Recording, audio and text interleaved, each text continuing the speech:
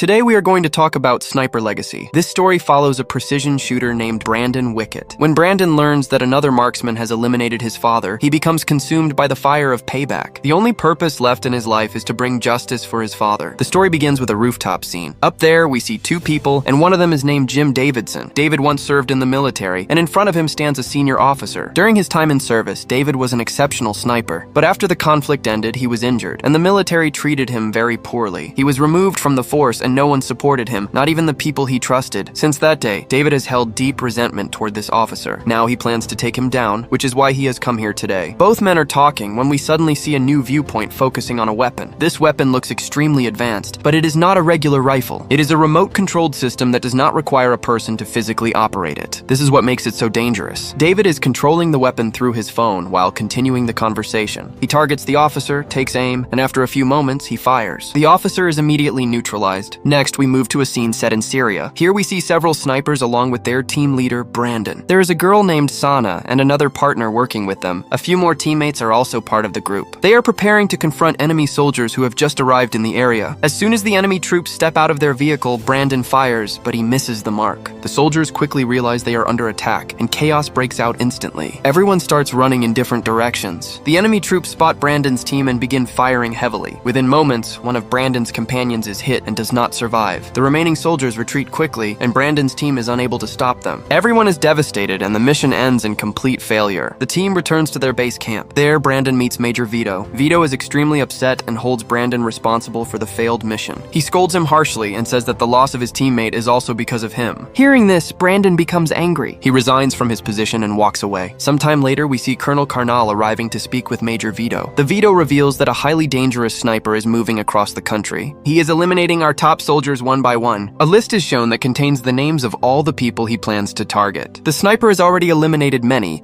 and Thomas's name is also on the list. Thomas was one of the most respected officers in the force, but now David has taken him down as well. Thomas was also Brandon's father, and this fills Brandon with intense anger. He says that he will soon bring this man to justice. Colonel Karnal then tells him the name of the attacker and says his name is Davidson. They begin planning how to take David down. We then see Brandon sitting in a bar with Sana. Sana asks him why he resigned, and they continue discussing the decision. She asks him why he chose to become a sniper. Brandon explains that he was previously in the army, fighting a conflict in Congo. Their side was close to winning, and they had taken control over the enemy positions. Then suddenly, a hidden attacker began taking down all their soldiers. Before they could locate him, he had already neutralized most of their team. They could not return fire because they had no clue where he was positioned. His aim was precise, while their shots were going blindly in every direction. After that incident, Brandon was devastated. He later discovered that the one responsible was a sniper. That day, he decided to become a dedicated sniper himself, determined to face enemies in the same way. Since then, he has trained as a specialized marksman. At that moment, Reese arrives and becomes furious. He shouts at Brandon and asks why he resigned. He tells him they have a new mission ahead, and without Brandon, the mission cannot be completed. He demands that Brandon retract his resignation and stop acting stubbornly. Their argument escalates, and they eventually begin fighting. The fight continues for a long time, while Sana repeatedly tries to stop them. Brandon refuses to change his decision and insists he will not return. During the struggle, Brandon unintentionally knocks Reese unconscious. Everyone outside sees the fight and runs away. Brandon immediately grabs Sana and carries her outside. Brandon says the threat has spread everywhere and that the attacker even took down his father. But deep inside, he fears that his father might still be alive because he knows how strong he is. He believes eliminating his father would not be easy, which is why he keeps searching for him. After this, Brandon goes home.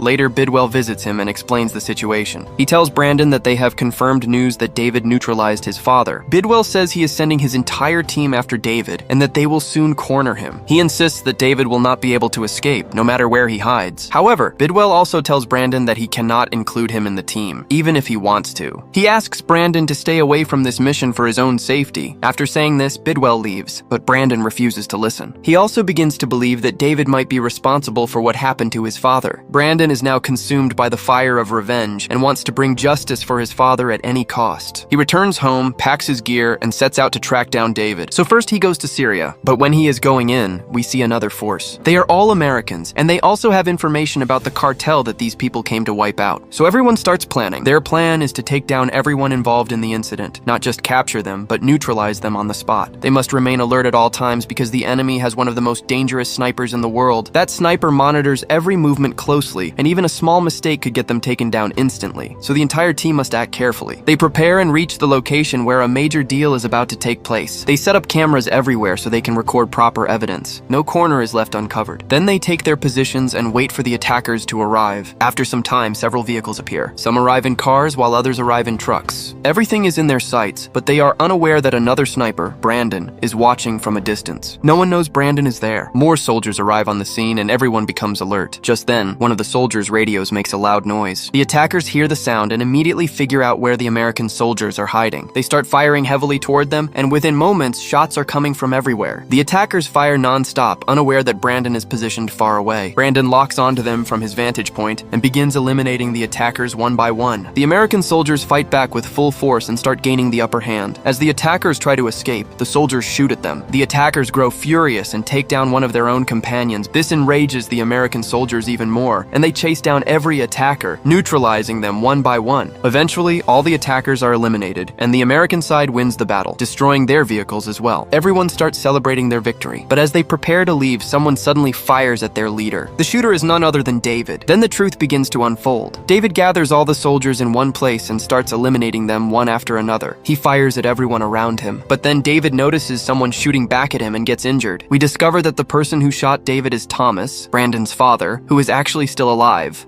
David, now wounded, begins running toward the forest. Everyone scatters and starts chasing him. Brandon runs after him from one side. David continues running through the dense forest. Soon, all the pursuers gather at a particular spot. They then plan their next move and decide to spread out in different areas to search for him thoroughly. Everyone splits up and begins searching for him throughout the forest. Morning arrives. As Sana moves forward, a female sniper suddenly ambushes her and starts firing. But Sana is not inexperienced, and she knows exactly how to deal with such threats. She begins outsmarting her, distracting her again and again. Eventually, Sana fires back and injures the woman. As soon as the attacker is down, Sana neutralizes her. Another member of the enemy group rushes in and starts firing heavily, dodging his attacks repeatedly. After a while, the man gets close enough to strike her and knocks her unconscious with a blade. As the man collapses from injuries, the attacker also eliminates the victim. Then we see Brandon. Brandon knows David's exact location, so he heads toward him. He sees David standing right in front of him, but Brandon knows David is not a beginner and is far more skilled than him, so he must have planned something. Even though Brandon is inexperienced compared to David, he prepares to take the shot. Right then, David attacks first. The two get into a brutal fight. They fight for a long time, matching each other move for move. In the end, David overpowers Brandon and knocks him unconscious. Before Brandon can get back up, David disappears into the forest. Thomas then arrives at the scene. Brandon is overwhelmed with joy when he sees his father alive because everyone believed Thomas had been eliminated. The rest of the team also arrives, and they all express relief and happiness seeing Thomas alive. They leave together. Soon, they receive information that their mission is shifting to Greece and that David is their primary target. They prepare to go together. Everyone begins wondering why David is eliminating people one by one. Thomas explains that David served with him in the Marines and was once a close friend. But everything changed when David developed severe trauma after years of conflict. He began seeing everyone as an enemy and slowly lost control of himself. The next morning, Thomas speaks to Brandon. He hands him his rifle and says that everything is now in Brandon's hands. He tells him that from this moment onward, the rifle belongs to him. Brandon understands the weight of this responsibility because his father was known for exceptional skill. The team then arrives in Greece. Thomas discusses a plan with Colonel Carnal. Carnal and Thomas are the strongest and most experienced soldiers among all those targeted by David. Both know that David will definitely try to come after them. Everyone takes their positions carefully, preparing for David's attack. Each person chooses a strategic location from where they can watch every angle.